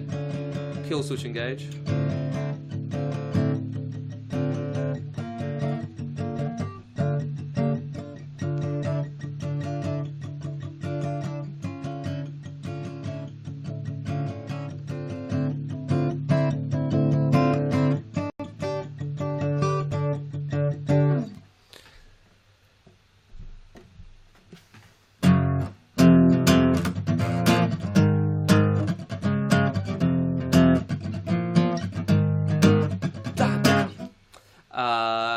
Nirvana. Yeah, fucking... I never got into them because it's too, like...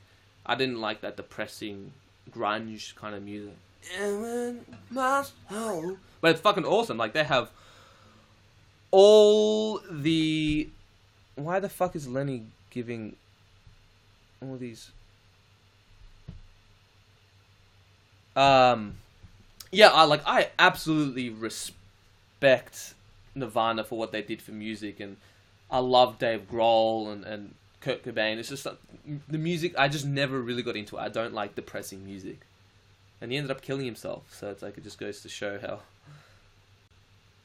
Lenny, please do not spam the chat. One more love heart and you're fucking out, mate. Too much love, too much love. Yeah, but I really appreciate... because there are lots of bands that I have the highest respect for, but that I'm not necessarily into. Like Nirvana had Dave Grohl in it, and then he ended up being the lead singer and guitarist for Foo Fighters, which is an awesome band for sure. Yeah, great dudes. But I don't like grunge music. I don't like depressing music. I like angry music sometimes, but not depressing music. I've never been into depressing music. I didn't know you could play it. That's awesome. Mate, I am a fucking...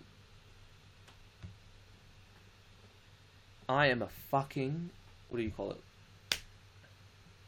I'm a shredder, mate.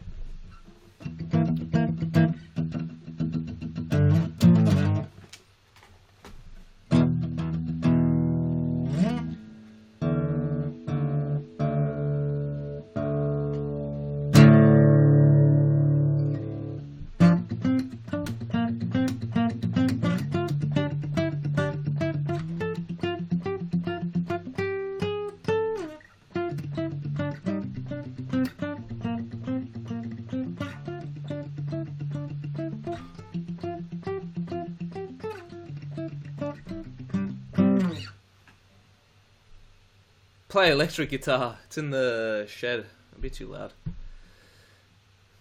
Yeah, no, it's funny how, like, this is what I like about playing on an acoustic guitar. Like, I even play, like, metal songs and stuff like that. So then when I move to an electric guitar, it's like, oh, it's smooth as butter.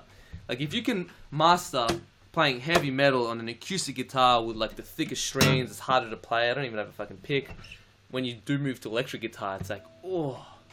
It's like how you watch Dragon Ball Z, and you've got like Piccolo and Goku, and they train with like really heavy clothes and weights, so then when they take it off, they feel lighter. It's like that kind of thing.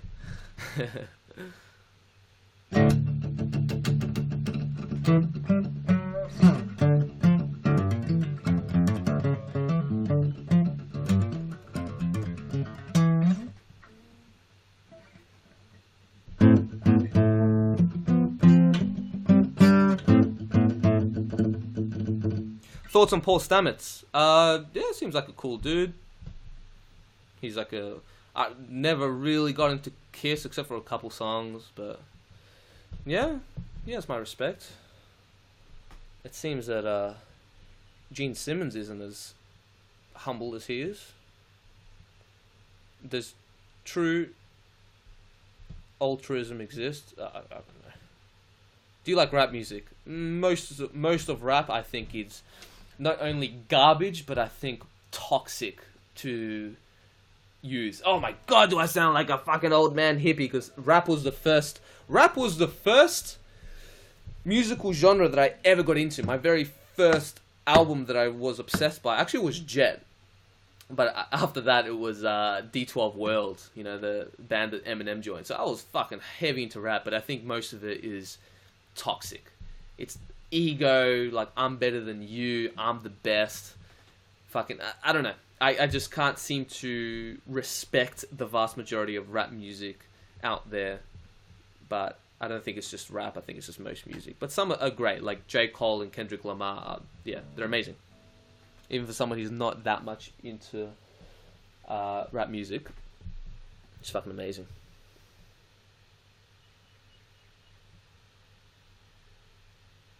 Oh, Paul Stamets. Oops. Ha! That's hilarious. I thought you meant Paul. What was the fucking Kiss one? Paul. Oh, man. Okay. I'm obviously thinking of a different person. Yeah, no, Paul Stamets. Interesting dude.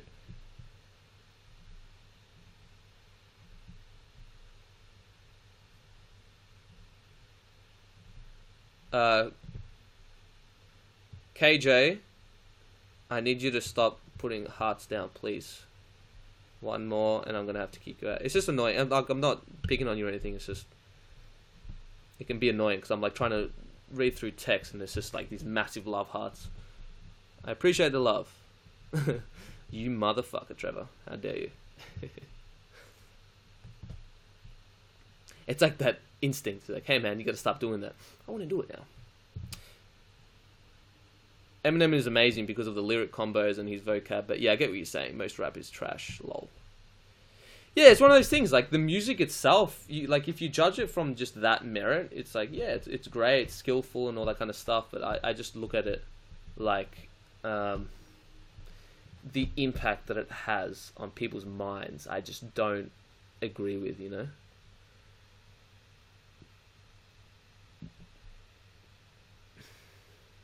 Rap is poison for your brain. Generally speaking, yeah, sure. You could say the same thing with metal, though. I think a lot of metal is just way too negative, the lyrics and stuff. So I guess it depends on who you listen to.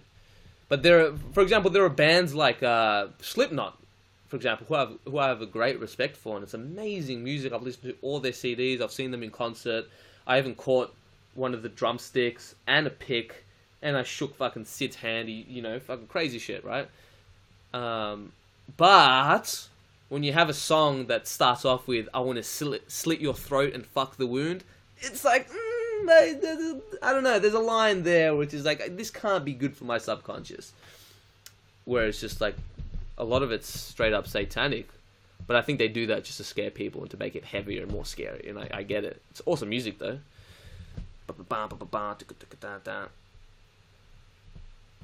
Hey, I saw you were in Thailand for a while. Did you ever go to Koh Bang Nan? Would make for an epic video for the channel. I don't think so. Doesn't sound familiar. Do you believe either witchcraft or psychics are real? I think that, sure, a certain small percentage of them are legit. I think that... yeah, I'm open to it. Yeah, why not? Sure. You ever see an Australian Aborigines? Not in Melbourne. We're so fucked up that we've Oh man, we literally murdered the vast majority of their species. It was crazy. To the point where I don't see Aboriginals. When I see an Aboriginal, it's like, whoa. You know, I think they're more up north and west, not in... Like in places like Sydney and Melbourne, which are like the most mainstream Australian cities, you're not going to see too many Aboriginals. Your thoughts on Joe Rogan? I think he's a funny, amazing human being who's humble and who asks a lot of questions and has an amazing podcast and has some cool guests. And this is very, I don't know, it's a very liberal answer, but I like Joe Rogan. I do. Will you ever go to Burning Man? Yeah, for sure. Once I get the money.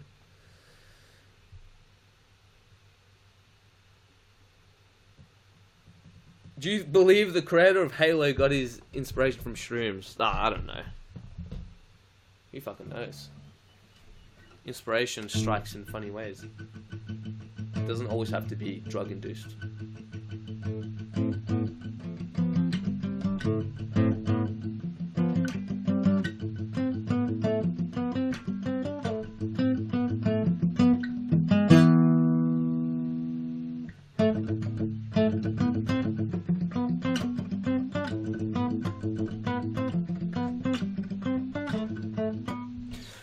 Adam and Eve were connected to mushrooms.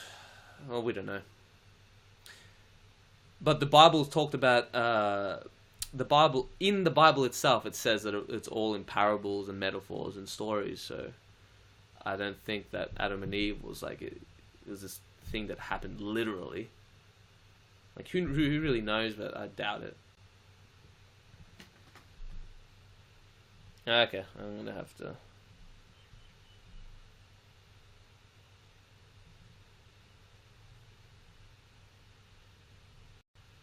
By by KJ, yeah, I had to ban. That's too many. It gets to a point where it's like too many love hearts, bro. It's too much. Something fishy going on. Have you heard about the Truth Contest? Yes, yes. One of the very first spiritual things that I ever read. Do you think consumerism is a significant problem? Yeah, I think a lot of it is. A lot of things are significant problems.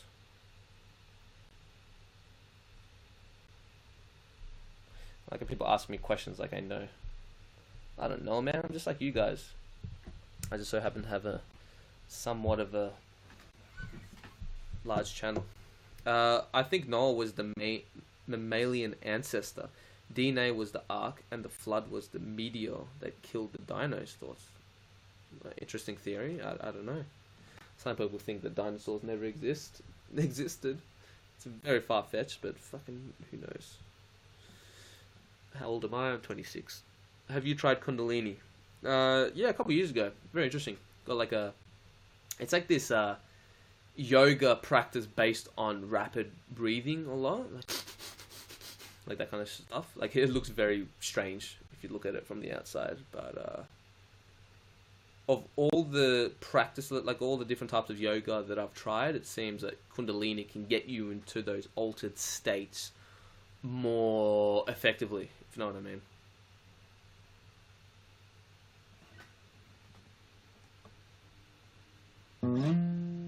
Doesn't it take you to the DMT state? I don't know about that. I'm sure it could.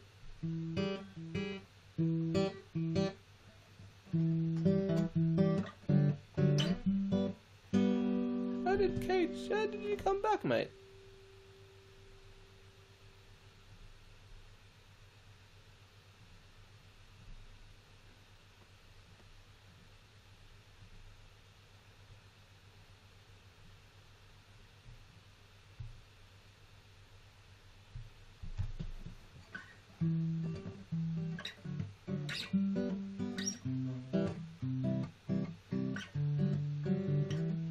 There you go, Keej.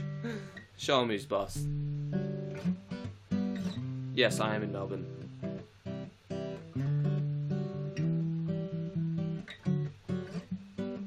CX in the chat, boys. What does that mean, CX?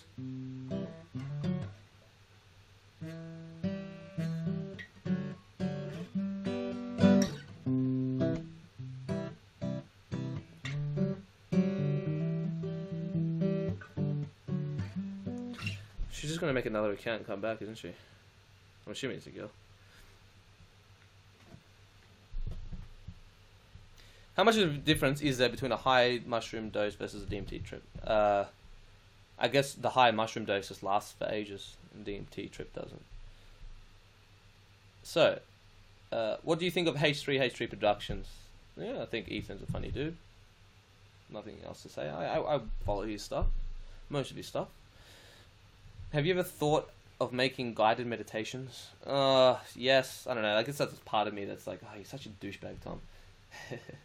But I know that's just like, you know, it's not really me saying that, but I can't help to feel that way sometimes. That's why I'm very... It's weird, man. There's like this this dissonance between the part of me that really wants to fulfill this whole spiritual teacher thing, and then the part of me that's like, shut the fuck up, you don't know shit, boy. Who do you think you are? Kind of thing, you know? So, like, I would like to do it, but like my way, if that makes sense. It's mushroom season. Where is the best place for hunting? Planet Earth, my friend. Is tripping on 100 micrograms of acid alone a bad idea? I think that tripping alone could be a bad idea. It seems to be high risk, low reward kind of thing, in my opinion. But you can do what you want to do, man. It's your life.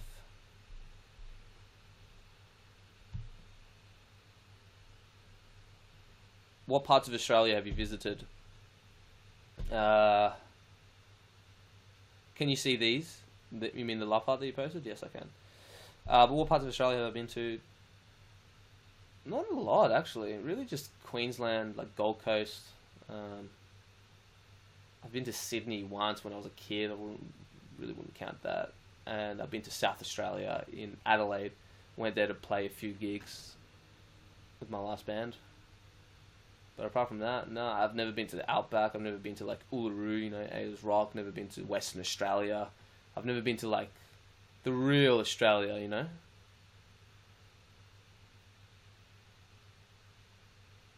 All right, I'm gonna go in a few minutes, guys. So if you wanna leave any last comments or criticisms or questions or whatever, now is the time. I'm gonna eat, get some rest. Rest from life, just like talking. Talking is exhausting, man. Could you only imagine doing like a weekend-long seminar would be like...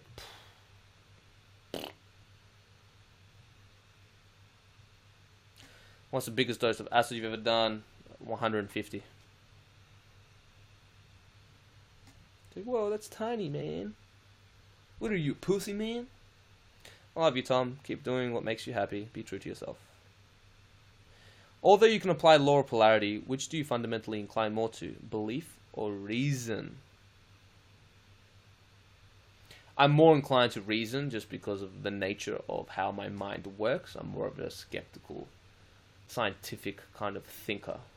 You even look at the way I approach religion and all these woo-woo topics. I approach it with a scientific mind. So, yeah, it's more reason. Because there are things that I want to believe and things that I'm just like, but man, the logic just, it doesn't align to it, you know? And I think that a lot of the things that we tend to believe in is just because it's the positive thing that makes our ego feel good at the time. And that's the tragedy of being a human, is that most people will never realize this. But yeah, I'm more of a reason kind of person.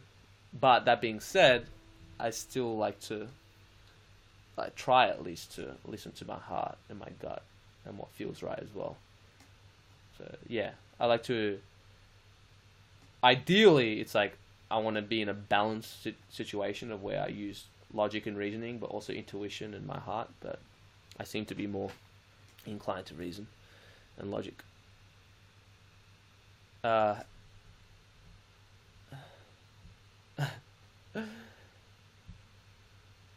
Hey Tom, do you think Jordan Peterson is an alien sent down to Earth to improve mankind before we can join the Galactic Alliance? No. I think that in most cases, what we think of aliens is all a conspiracy theory. Why the fuck are aliens gonna give a shit about what? I don't know. Why would aliens give a shit about humanity? That's what I don't get. I don't know. I think it's bullshit. Are you planning on making any more videos with psyched substance? I've got a couple. I've got really I could make a like a New Zealand vlog. I got so much footage when we were traveling through New Zealand together, and I got a Q&A thing. So yeah, I've got some in the cards, but in terms of future collaborations, not anytime soon. But I could always do one if I wanted to. Adam's usually down to collab, so. What is the best way to support you if we're already pledged on Patreon? Well, financially speaking, just getting merch or... At the moment, there will be other things that I have to... Like, eventually going to do, like, Skype consultations and stuff like that. Just for people who want to have a one-on-one sit-down with me. But yeah, I don't know. Merch and just spreading the word, really. And, like, sharing videos.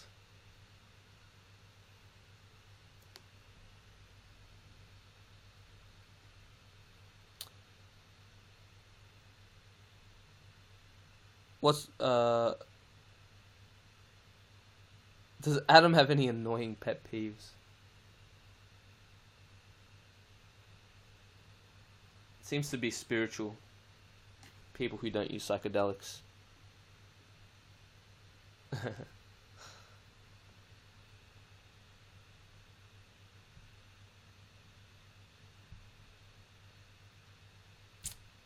Would you a psyched podcast, bro? Huh? What does that mean? Would I do a podcast on psychedelics? Would I make a podcast on psychedelics? What do you mean? Because if that's the case, I already got a bust. Even though... But it's not going to be dedicated for psychedelics, so...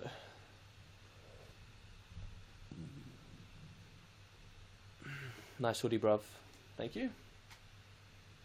Just a normal grey hoodie.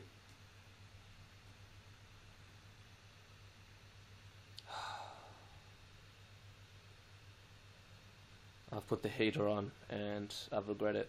I'm like, you know when heat just gets you like, I need to have a cold shower. Have you ever considered getting a PO box for Phantom Metal? I have. I still want to pay for a PO box. I'm a cheap cunt like that. It would be cool though to have a segment where you just open up mail, or you know people could send their art and services, and so you can like promote people's shit, and you get free shit. So it's like a win-win. That'd be pretty cool. Did you get many girlfriends back in your day? Not really. I know that I may have a pretty face, but I was extremely shy, like to the point of paralysis. So the only girls that I hooked up with back in my day was like girls coming up to me, you know? And a lot of the time, like looking back, fucking hell, I could have got a lot of pussy. Like so much. And I fucked up. I was just too shy and I was too much of a coward to make the move, which is what girls need at the end of the day, because they might come up to you, but you still gotta take some initiative, man.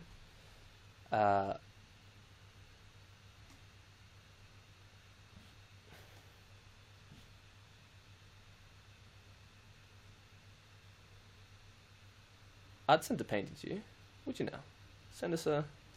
Oh, well, you can send us an email. I'm open to people. How do you overcome being a coward? Action. You can't overcome being a coward by just trying to think of ways to do it. You just got to do it. You just got to jump in there. There's no other way. Be comfortable with being uncomfortable, you know?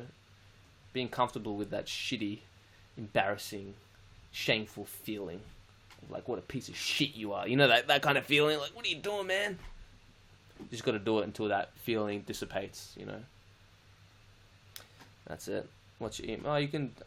yourmatetom3@gmail.com. Courage isn't the absence of fear, but the mastery of fear. I like that. Alright, guys. I'm going to go. Hope you all have an excellent day / night / evening. And I'll draw you something. Can you draw me? That would be cool.